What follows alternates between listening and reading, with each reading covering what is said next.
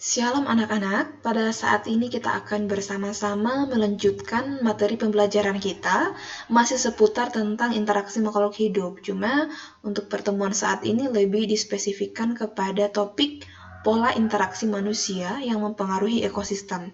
Namun sebelum lebih jauh kita membahas materi ini, terlebih dahulu Ibu mengucapkan terima kasih kepada anak-anak sekalian yang sudah mengumpulkan formatif 1 dan formatif 2 dengan tepat waktu. Beberapa juga saya sudah koreksi, namun yang lain yang belum dikoreksi mohon bersabar ya. Nanti Ibu akan akan menyelesaikan koreksiannya. Jadi bersabar saja, ditunggu sampai selesai. Nah, kalau di pertemuan-pertemuan sebelumnya kita sudah belajar juga tentang interaksi ya, interaksi makhluk hidup dengan lingkungannya. Tetapi pada pertemuan ini lebih dispesifikkan kepada interaksi manusia yang mempengaruhi ekosistem. Ya, di sini sudah ada indikator pembelajaran menganalisis hubungan interaksi antar makhluk hidup dengan lingkungannya dengan dinamika populasi. Nah, interaksi antara makhluk hidup dengan lingkungannya ini lebih dispesifikkan kepada makhluk hidup yaitu sebagai manusia. Jadi kita mau lihat interaksi atau kegiatan-kegiatan apa saja sih yang manusia lakukan yang bisa berpengaruh terhadap ekosistem yang tentunya menimbulkan dinamika atau perubahan ya. Dinamika atau perubahan populasi dalam kehidupan sehari-hari. Nah, kira-kira kegiatan apa saja ya yang bisa yang dilakukan, yang sering sekali dilakukan manusia yang tentu berpengaruh kepada ekosistem atau lingkungan sekitar. Nah, itu yang kita akan bahas di sini. Namun sebelumnya Ibu akan menyampaikan bahwa untuk formatif 1, formatif 2, dan juga formatif 3 yang akan datang, ketika ketiganya sudah selesai semua dikerjakan, Ibu akan membahas itu lalu akan diberikan kesempatan kepada kalian untuk mendengarkan pembahasannya sebelum kita melakukan sumatif ya, sebelum kita melakukan sumatif atau penilaian final, penilaian akhir dari unit ini, dari pembelajaran unit 1 atau bab 1 ini. Seperti itu ya anak-anak. Jadi untuk pembahasan formatif 1 dan 2 yang sudah selesai kita kerjakan bersama-sama, Ibu belum bisa kasih sekarang karena ada juga yang sampai saat ini masih ada sekitar 2 atau 3 begitu yang belum menyelesaikan, dan itu akan terus Ibu juga pantau begitu kenapa tidak diselesaikan. Dan seperti yang Ibu sudah katakan sebelumnya bahwa kalau kamu sering sekali melakukan hal-hal tersebut, mengumpulkan tugas-tugasmu dengan terlambat tanpa ada kejelasan, maka tentu nilaimu akan dikurangi. Dalam hal ini sikap tanggung jawabmu juga dikurangi begitu ya, karena kamu tidak bertanggung jawab mengumpulkan tugasmu dengan tepat waktu. Nah, dan kamu tidak bertanggung jawab menyampaikan kendalamu apa sampai kamu tidak kumpulkan. Tapi saya sangat berterima kasih kepada sebagian anak-anak sekalian yang sudah mengumpulkan dengan tepat waktu, walaupun ada juga yang biasa terlambat, tapi tidak terlambat lebih dari 1 hari begitu, hanya terlambat 1 atau 2 jam. Ya, mohon itu untuk dipertahankan. Oke, baik anak-anak, kita akan langsung saja melihat materinya. Mohon disimak dengan baik. Silakan siapkan catatan dan alat tulismu yang lain, pulpen ya. Siapkan dan silakan menulis. Yang pertama, mari kita perhatikan gambar berikut ini. Nah, coba kamu amati gambar yang ada di layar ya. Kamu amati dengan baik, dengan seksama. Lalu, berdasarkan pengamatan kalian, mari jawab pertanyaan berikut ya. Yang pertama, apa yang terjadi pada gambar tersebut? Lalu yang kedua, hal tersebut terjadi karena perbuatan siapa? Lalu yang ketiga, dampak apa yang ditimbulkan dari kejadian tersebut? Coba silakan kalian pikirkan jawabannya, boleh juga dituliskan di buku catatan masing-masing. Saya berikan waktu sebentar saja untuk boleh dipikirkan sebelum kita bahas bersama-sama.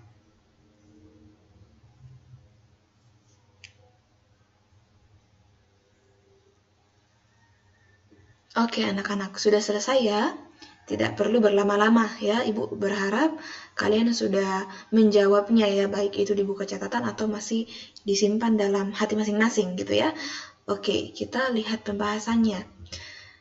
Nah, apa yang terjadi pada gambar ini? Kalau kita lihat di sini yang terjadi itu adalah kebakaran hutan ya, kebakaran hutan. Lalu hal tersebut dapat terjadi karena siapa? Tentu karena perbuatan manusia yang tidak bertanggung jawab.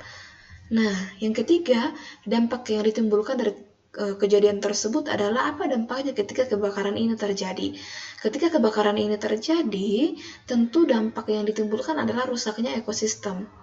Ya, terlebih khusus yaitu ekosistem hutan. Nah, kira-kira apa saja di sini yang akan rusak akibat kegiatan manusia, yaitu terjadinya kebakaran karena manusia yang kurang bertanggung jawab.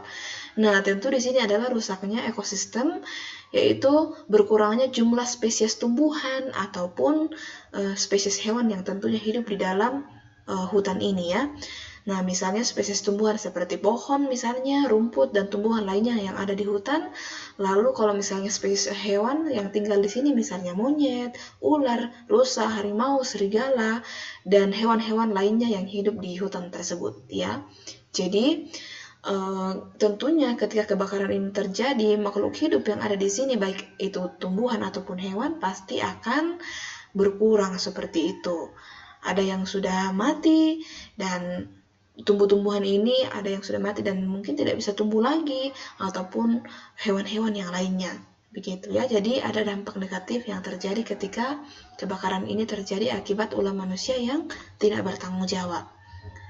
Nah, pertanyaannya adalah, kan tadi Ibu sempat menyinggung tentang ekosistem dan spesies. Ekosistem ini juga sudah pernah ya kita dengar bersama-sama dari pertemuan kita yang pertama saat membahas materi. Nah, pertanyaannya, apa itu ekosistem dan spesies? Nah, coba kalian pikirkan dulu kira-kira ekosistem itu apa ya dan spesies itu apa? Sebelum Ibu tunjukkan jawabannya. Oke, mari kita lihat bersama-sama. Jadi ekosistem itu adalah kesatuan komunitas. Tadi Ibu sempat menyatakan bahwa ekosistem hutan yang rusak. Ekosistem hutan. Kalau dikatakan ekosistem hutan, berarti segala sesuatu makhluk hidup yang ada di dalam situ, ya, satu kesatuan atau komunitas yang ada di dalam hutan. Nah, berarti ekosistem adalah kesatuan komunitas atau kumpulan hewan, tumbuhan, manusia dengan lingkungan hidupnya yang membuat hubungan timbal balik. Jadi bukan hanya kumpulan hewan, bukan hanya kumpulan tumbuhan, bukan hanya kumpulan manusia, tetapi juga lingkungan hidupnya yang ada di situ, tempat hidupnya, habitatnya ya. Jadi kalau dikatakan ekosistem berarti suatu kesatuan komunitas makhluk hidup dengan lingkungan hidupnya. Seperti itu ya. Nah, tentunya di sini terjadi hubungan timbal balik satu sama lain, sehingga apapun yang dilakukan oleh suatu organisme pasti akan berdampak kepada organisme yang lain, baik itu dampak yang baik maupun dampak yang kurang baik, tergantung dari hal apa yang dilakukan oleh organisme. Kita juga sudah belajar ya di pertemuan sebelumnya apa itu organisme ya. Organisme itu bisa disebut organisme apabila satu jenis makhluk hidup seperti itu bisa disebut organisme ya, satu jenis makhluk hidup. Misalnya manusia, tumbuhan, hewan, itu semua disebut sebagai organisme atau pribadi, setiap pribadi ya. Nah, kemudian apa itu spesies? Spesies itu lebih kepada jenisnya ya. Jadi satu atau beberapa kelompok individu yang serupa dan dapat saling membuahi melakukan perkawinan satu sama lain di dalam kelompoknya, namun tidak dapat dengan anggota kelompok yang lain. Kalau organisme itu berarti hanya terdiri dari satu ya, kalau organisme ya terdiri dari satu, seorang manusia atau misalnya satu tumbuhan atau misalnya satu hewan. Organisme itu per satu gitu ya, terdiri dari satu. Kalau spesies itu sudah satu kelompok gitu. Kalau ingat ya, organisme itu terdiri dari satu, kalau spesies itu sudah berkelompok. Tetapi kalau spesies itu berkelompoknya yang satu jenis atau serupa, yang tentunya bisa melakukan perkawinan, begitu ya. Jadi satu jenis, entah itu hewan, tumbuhan, dan juga tentunya manusia ya, di dalam satu kelompok, itulah yang namanya spesies ya. Misalnya spesies hewan melata seperti itu ya, misalnya spesies hewan melata berarti kumpulan hewan-hewan yang melata yang satu jenis seperti itu, yang tentunya bisa melakukan perkawinan satu sama lain.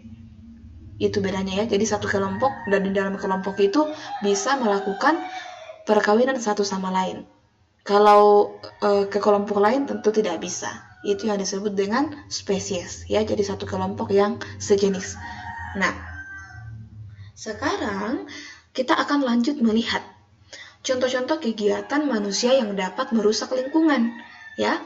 Contoh-contoh kegiatan manusia yang dapat merusak lingkungan itu misalnya yang pertama, membuang sampah sembarangan. Lalu yang kedua, melakukan perburuan liar. Lalu yang ketiga, pembuangan limbah sembarangan. Dan juga penggunaan bahan kimia pada bidang pertanian. Nah, ini adalah contoh-contoh kegiatan manusia yang dapat merusak lingkungan di sekitar kita. Ya. Nah, berikutnya kita akan melihat ke pencemaran lingkungan, ya. Apa sih hubungannya? Kenapa sekarang kita bahas pencemaran lingkungan? Nah, dari contoh-contoh kegiatan manusia pada slide sebelumnya yang sudah Ibu tunjukkan, nah, dari contoh kegiatan tersebut dapat merusak lingkungan.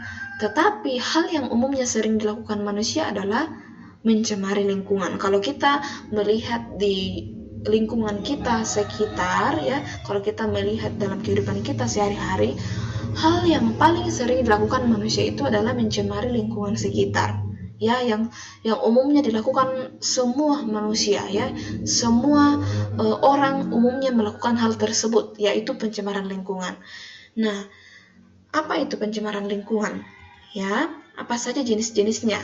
Yang jenis-jenis kegiatan yang bisa mencemari lingkungan yang umumnya dilakukan oleh semua orang, baik itu anak kecil, baik itu orang dewasa, orang tua, ya, intinya umum dilakukan oleh masyarakat umum yang sering terjadi dalam kehidupan sehari-hari. Contohnya, pencemaran lingkungan yang pertama, membuang sampah sembarangan. Kalau membuang sampah sembarangan ini bisa mengakibatkan bukan hanya pencemaran air, tetapi pencemaran tanah juga, ya. Lalu, membuang limbah sembarangan. Ini bisa mengakibatkan pencemaran air, ya. Kemudian, penggunaan bahan kimia pada bidang pertanian bukan hanya mencemari air yang ada di sini, tetapi juga mencemari tanah yang ada di dalam sini, dan juga ketika pencemaran itu terjadi berdampak pada makhluk hidup yang ada di tempat ini, entah itu ikan dan lain-lainnya yang ada, makhluk hidup yang ada di dalam air tersebut pasti akan mengalami kematian ketika penggunaan bahan kimia ini terus-menerus dilakukan dengan berlebihan. Nah, pertanyaannya, apa yang dimaksud dengan pencemaran lingkungan? Ya, apakah kalian sudah pernah mendengar tentang pencemaran lingkungan? Nah, coba kalian tuliskan dulu di bukumu deh, kira-kira apa sih yang dimaksud dengan pencemaran lingkungan? Kan tadi sudah lihat itu contoh-contohnya kegiatan manusia yang mencemari lingkungan. Nah, kira-kira kalau sudah melihat contoh kegiatan tersebut, kira-kira coba kamu simpulkan kira-kira pencemaran lingkungan itu apa sih? Apa sih artinya? Nah, coba dituliskan di buku masing-masing.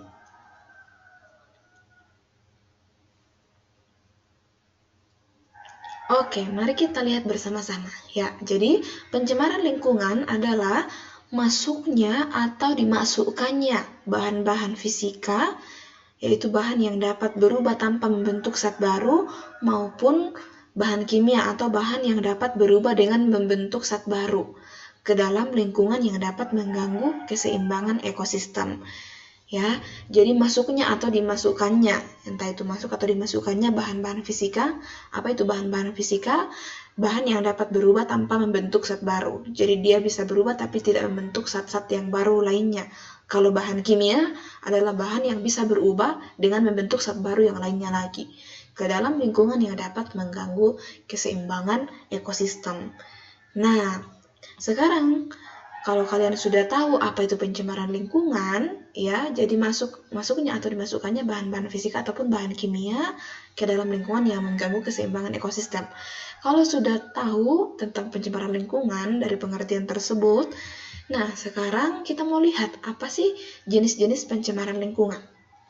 Nah, saya kembalikan lagi kepada kalian semua, coba dipikirkan kira-kira apa saja sih jenis-jenis pencemaran yang terjadi di lingkungan sekitar. Tadi itu sebenarnya di slide sebelumnya ketika Ibu menunjukkan kegiatan-kegiatan manusia yang dapat mencemari lingkungan, sebenarnya tadi Ibu sudah menyampaikan di situ, ya, apa jenis-jenis pencemaran lingkungan. Tadi Ibu sudah singgung sebenarnya di situ. Coba kira-kira apa? Nah, coba tuliskan di buku kalian masing-masing.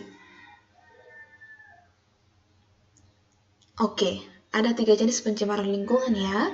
Jadi yang pertama pencemaran air, lalu yang kedua pencemaran udara, lalu yang ketiga pencemaran tanah. Ya, jadi ada 3 jenis pencemaran air, pencemaran udara, dan pencemaran tanah. Nah, kita mau lihat ya, terdapat 3 sumber yang mengakibatkan terjadinya pencemaran lingkungan. Ya, jadi pencemaran lingkungan ini bukan hanya dari kegiatan manusia saja, tetapi ada 3 sumber yang bisa mengakibatkan terjadinya pencemaran lingkungan. Kita mau lihat satu-satu. Yang pertama, kumpulan dari kegiatan manusia, seperti yang tadi Ibu sudah coba tunjukkan contoh-contoh kegiatannya. Nah, yang kedua, faktor alam seperti gunung meletus yang menimbulkan abu vulkanik. Nah, tentu kalau gunung meletus yang menimbulkan abu vulkanik ini juga bisa mencemari udara di sekitar kita sehingga udara menjadi tidak sehat untuk kita hirup. Nah, lalu yang berikutnya adalah polutan. Polutan itu apa? Zat atau bahan yang dapat mengakibatkan pencemaran. Nah, zat atau bahan ini adalah zat kimia yang melebihi kadar normal. Kemudian debu, suara radiasi, atau panas yang masuk ke dalam lingkungan. Ya, jadi ada 3 sumbernya ya, dari kumpulan kegiatan manusia, dari faktor alam, kemudian dari polutan. Nah, itulah 3 sumber yang bisa mencemari lingkungan sekitar kita. Nah, berikutnya, apakah pencemaran lingkungan dapat dicegah? Bisa nggak dicegah?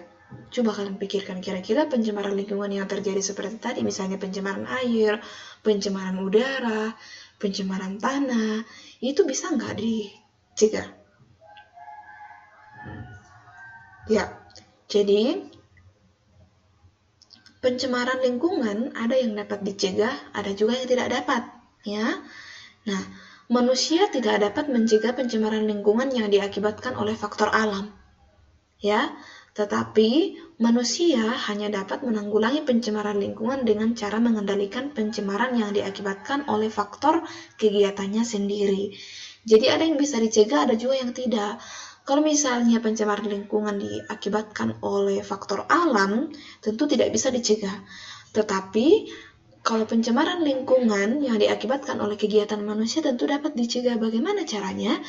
Nah, kita mengurangi kegiatan-kegiatan yang bisa mengakibatkan pencemaran lingkungan. Jadi itu yang bisa kita lakukan untuk bisa mencegah. Jadi kegiatan-kegiatan lain dalam kehidupan sehari-hari yang bisa mengakibatkan pencemaran itu kita kurangi.